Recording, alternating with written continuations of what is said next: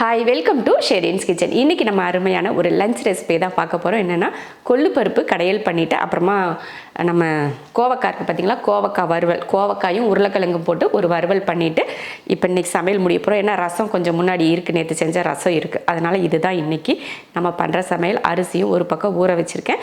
அப்படியே ஒவ்வொரு வேலையாக பார்க்கலாம். முதல்ல கொள்ளு பருப்பு வந்து ஊற வச்சிடலாம்.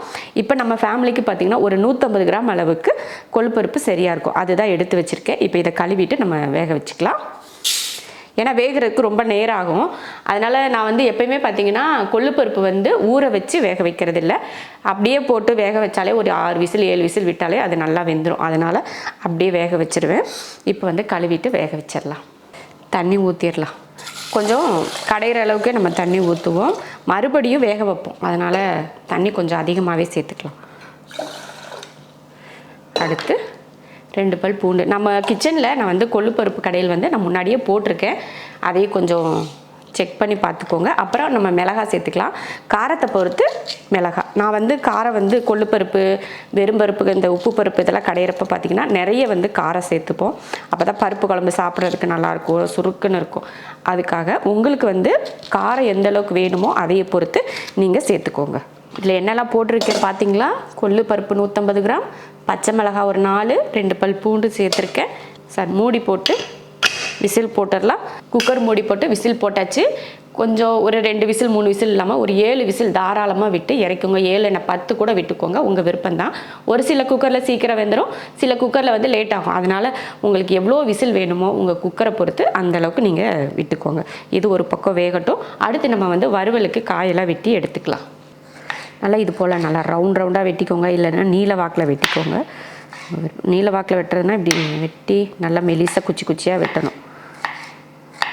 கோவக்காய் 250 கிராம், 1/4 கிலோ கோவக்காய், ஒரு பெரிய சைஸ் உருளைக்கிழங்கு ரெண்டுமே வெட்டி எடுத்து வச்சுருக்கேன். வெங்காயமும் வெட்டியாச்சு. இப்போ நம்ம வந்து தாளித்து விட்றலாம். வறுவலுக்கு ரொம்ப அருமையாக இருக்கும். எதுக்காக இதை நான் வீடியோவில் காட்டுறேன் அப்படின்னா, இதுக்கு முன்னாடி நம்ம ஒரு ஷார்ட்ஸில் பார்த்தீங்கன்னா கோவக்காவும் உருளைக்கிழங்கையும் வறுவல் பண்ணியிருந்தேன். அது பார்க்குறதுக்காக ரொம்ப சூப்பராக இருக்குது, அது வீடியோவாக போடுங்கன்னு சொல்லி கேட்டிருந்தீங்க. அதுக்காக தான் சரி ஒரு வீடியோவாக எடுத்துடலாம் அப்படின்ட்டு தாளித்து விடுவோம். கோவக்காய் வறுவலுக்கு ஒரு கடாயை வச்சு எண்ணெய் ஊற்றிக்கலாம். எண்ணெய் காஞ்சதுமே ஒரு 1/4 ஸ்பூன் அளவுக்கு சோம்பு, கொஞ்சம் கருவேப்பிலை, ஒரு வெங்காயம்,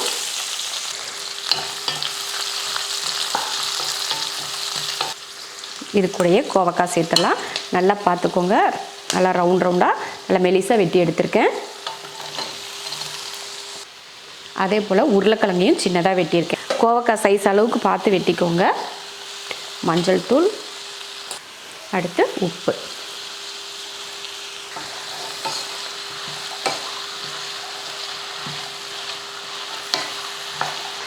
நல்லா கலந்து விட்டதுக்கப்புறமா கொஞ்சமாக ஒரு 1/4 ஸ்பூன் அளவுக்கு இஞ்சி பூண்டு பேஸ்ட் போட்டுடலாம்.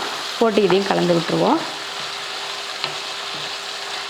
இஞ்சி பூண்டு போட்டு கலந்ததுக்கப்புறம் 1 ஸ்பூன் அளவுக்கு மட்டன் மசாலா. மட்டன் மசாலா வந்து வீட்டில் அரைச்சது தான்.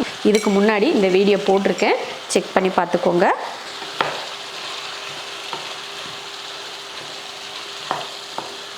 வதங்கினதுக்கப்புறம் கொஞ்சமாக தண்ணி, ஒரு 1/4 டம்ளர் அளவுக்கு தண்ணி ஊற்றிக்கிட்டால் போதும். உருளைக்கிழங்கு வந்து வெந்துடும், ஆனால் கோவக்காய் கொஞ்சம் லேட் ஆகும் இல்லையா, அதனால கொஞ்சமாக தண்ணி, அதிகமாக வேண்டாம். அவ்வளோதான். இப்போ அந்த ஆவிலேயே நல்லா வேகும். மூடி போட்டுடலாம். நல்லா தண்ணி வற்றி காய் வேகட்டும், அப்புறம் எடுத்து பார்க்கலாம். இப்போ வேக வச்ச பருப்பு என்னாச்சுன்னு பார்த்துடலாம்.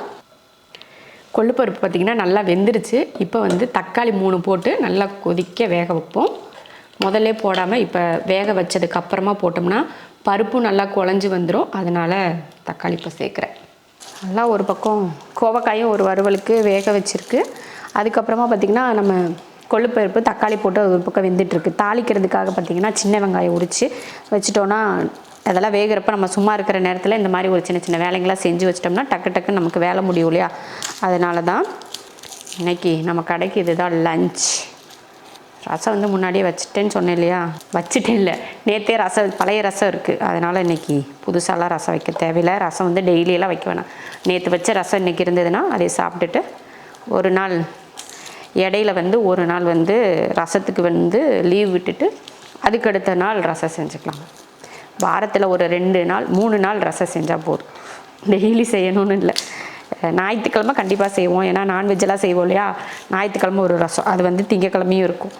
அப்போ திங்கக்கிழமை சாப்பிட்டோம்னா செவ்வாய்க்கிழமை வந்து ரசம் எதுவும் இல்லாமல் விட்டுட்டு புதன்கிழமை ஒரு ரசம் செய்வோம். அந்த ரசம் வந்து 2 நாள், ஒரு நாள் ரசம் சாப்பிடுவோம், அடுத்த நாள் ரசம் இருக்காது. இந்த மாதிரி வாரத்தில் 2 நாள் 3 நாள் ரசம் செஞ்சால் போதும். என்னதான் தண்ணி ஊற்றிட்டு வேக வச்சுட்டோம் அப்படின்னாலும் அப்படியே விட்டுறக்கூடாது. அப்பப்போ எடுத்து நம்ம வந்து கலந்து விட்டோம்னா தான் ஒன்று போல் வேகும். இல்லைன்னா ஒரு காய் வெந்திருக்கும், ஒரு காய் வேகாமல் போயிடும். அதனால் அப்பப்போ வந்து நம்ம கலந்து விட்டுக்கிட்டே இருக்கணும். அப்புறம் இன்னொரு பக்கம் வேக வச்ச பருப்பெல்லாம் எப்படி வேகுது அப்படின்னு அதையும் ஒரு பக்கம் அப்படியே எட்டி பார்த்துட்டேவும் ஒரு சில வேலைகளை அப்படியே செய்ய வேண்டியது தான். இந்த மட்டன் மசாலா வீடியோ வந்து நம்ம சேனலில் நான் வந்து இதுக்கு முன்னாடி வீடியோவில் போட்டிருக்கேன். நீங்கள் வந்து செக் பண்ணி பார்த்துக்கோங்க. இன்ஸ்டாகிராம்லையாக இருந்தாலும் இன்ஸ்டாகிராம்லேயும் இதை வந்து ரீல்ஸாக வந்து நான் போட்டிருக்கேன், ஷார்ட்ஸாகவும் போட்டிருக்கேன். நீங்கள் வந்து செக் பண்ணி பார்த்துக்கோங்க. ஏன்னா நிறைய பேர் வந்து மட்டன் மசாலா கேட்குறீங்க, அதனால் நம்ம போட்டிருக்கோம். இப்போ வீடியோவில் வந்து நான் மட்டன் மசாலா சேர்த்து எதுனா செஞ்சேன்னா வீடியோ போடுங்கன்னு கேட்குறீங்களா, அதனால் நான் வந்து இதுக்கு முன்னாடியேவும் நான் வீடியோவும் போட்டிருக்கேன், ஷார்ட்ஸாகவும் போட்டிருக்கேன், ரீல்ஸாகவும் போட்டிருக்கேன். அதெல்லாம் செக் பண்ணி பார்த்துக்கோங்க. அதாவது செரீன்ஸ் கிச்சன் மட்டன் மசாலா அப்படின்னு போட்டிங்கனாலே கூட அந்த வீடியோ வந்து உங்களுக்கு வரும். நான் இதுக்கு இந்த மட்டன் மசாலா வச்சு என்னெல்லாம் செய்கிறேன் தெரியுமா? பிரியாணி செய்கிறேன், இந்த மாதிரி வறுவலுக்கெல்லாம் யூஸ் பண்ணுறேன், மட்டன் வறுவலுக்கு யூஸ் பண்ணுறேன், மட்டன் குழம்புக்கு யூஸ் பண்ணுறேன், இந்த மாதிரி அப்புறம் முட்டை குழம்பு, முட்டை வறுவல், இந்த மாதிரி நிறைய வெரைட்டி சொல்லிக்கிட்டே போகலாம். இந்த மசாலா வச்சு நான் நிறைய யூஸ் பண்ணுறேன். வறுவலெல்லாம் அவ்வளோ சூப்பராக இருக்குது டேஸ்ட்டு. ட்ரை பண்ணி பாருங்கள், ரொம்ப ஈஸி தான் மட்டன் மசாலா அரைக்கிறது. இன்னொரு நாளைக்கு உங்களுக்கு நான் வந்து சிக்கன் மசாலா எப்படி அரைக்கிறதுன்னு சொல்லி கொடுக்குறேன், சரியா? பாருங்கள், நல்ல கோவக்காய் வந்து மட்டன் மசாலா, இஞ்சி கோவக்காய் வறுவல் வந்து அப்படியே கமகமன் மணக்குது. அந்த இஞ்சி பூண்டு மணத்தோடு சேர்த்து வர்றப்போ சூப்பராக மணமாக இருக்குது. இதில் காரம் வந்து அந்தளவுக்கு நமக்கு வந்து பத்தாது. இதில் மிளகாத்தூள் சேர்த்துக்கலாம். ஒரு 1/2 ஸ்பூன் அளவுக்கு, 1/2 ஸ்பூன் 3/4 ஸ்பூன் அளவுக்கு உங்கள் காரம் எந்த அளவுக்கு வேணுமோ அதை பொறுத்து சேர்த்துக்கோங்க. கூடவே 1 ஸ்பூன் மல்லித்தூள், ஒரு 1/2 ஸ்பூன் மிளகாத்தூள் போட்டிங்கன்னா 1 ஸ்பூன் அளவுக்கு மல்லித்தூள் போட்டுக்கோங்க. போட்டுட்டு அடுப்பை நல்லா ஹை ஃப்ளேமில் வச்சுக்கோங்க. வச்சுட்டு நல்லா கலந்து விடுவோம். நல்லா ஒரு நிமிஷத்துக்கு நல்லா மசால் பொடியெல்லாம் போட்டு நல்லா கலந்து விட்டுருவோம். மூடி வச்சுருவோம். சூப்பராக வறுத்தாச்சு. நல்லா அந்த கோவக்காய் உருளைக்கிழங்கும் நல்லா சுருங்கி வரணும். அந்த அளவுக்கு நல்லா ஹை ஃப்ளேம் வச்சு நல்லா வறுத்து விடுங்க. அதே அந்த வறுக்கிற நேரத்துலேயே அந்த மிளகாத்தூள் வாடை, மல்லித்தூள் வாடையெல்லாம் போயிடும். அந்த காயும் பார்த்திங்கன்னா நல்லா சுருங்கி வரும். இந்த பார்த்திங்களா சுருண்டுருச்சு பார்த்திங்களா, இந்த மாதிரி இருக்கணும். அப்போ நம்ம சாப்பிட்றப்போ ரொம்ப நல்லா டேஸ்ட், ரொம்ப நல்லாயிருக்கும், சாப்பிட்டுக்கிட்டே இருக்கலாம் அப்படின்னு தோணும். அவ்வளோதான். இப்போ இறக்கிடலாம். இதுக்கப்புறம் மல்லித்தலை, கருவேப்பிலை எதுவும் நம்ம போட வேணாம். இப்போ இறக்கி வச்சிடலாம். கோவக்காய் வந்து ரெடி. அப்போ இதுவும் பார்த்திங்கன்னா தக்காளியெல்லாம் போட்டிருந்தோம், அது என்ன ஆச்சுன்னு பார்த்துட்டு நல்லா வெந்து தண்ணியெல்லாம் வற்றிருச்சு. இப்போ நம்ம இதை தாளிச்சிக்கலாம். அதுக்கு பார்த்திங்கன்னா வெங்காயம், மிளகாயெல்லாம் வெட்டி எடுத்து வச்சுருக்கேன். சாப்பாடு ஒரு பக்கம் வச்சாச்சு. குக்கர் மூடி போட்டு விட்டுறலாம். தாளிக்கிறதுக்கு எண்ணெய் ஊற்றிக்கலாம். எண்ணெய் காஞ்சதுமே கொஞ்சம் மல்லியும், ஒரு 1/4 ஸ்பூன் மல்லி, 1/4 ஸ்பூன் சீரகம் நல்லா அப்படி கையில் நசுக்கி இந்த மாதிரி சேர்த்துக்கிட்டேன். நல்லா மல்லி சீரகமும் பொரிஞ்சதுக்கப்புறமா 20 போல் சின்ன வெங்காயம், 3 பச்சை மிளகாய். முன்னாடியே பச்சை மிளகாய் வந்து போட்டு தான் வேக வச்சுருக்கோம், அதனால் இதில் கம்மியாக சேர்த்துருக்கேன். அவ்வளோதான். பாருங்கள், வெங்காயம் வந்து நல்லா வதங்கிடுச்சு. அந்த பச்சை வாடை போகிற மாதிரி வதங்கினா போதும். இப்போ இதை கொள்ளு பயிரில் ஊற்றிடலாம். அடுத்து கடையிறதுக்கு முன்னாடி கொஞ்சம் உப்பு போட்டு இப்போ கடைஞ்சி எடுத்துடலாம். கடைஞ்சிருவோம். அவ்வளோதான். பாருங்கள், நல்லா கடைஞ்சாச்சு. இதுக்கு மேலே உங்களுக்கு நல்லெண்ணெய் இல்லைன்னா தேங்காய் எண்ணெய் ஏதாவது ஊற்றிக்கோங்க, நல்லாயிருக்கும் சாப்பிட்றதுக்கு. அவ்வளோதான், கொள்ளுப்பருப்பு ரெடி. வறுவல், கோவக்காய் வறுவலும் ரெடி ஆயிடுச்சு. சாப்பாட்டில் விசில் மட்டும் வந்துச்சுன்னா வேலை முடிஞ்சது.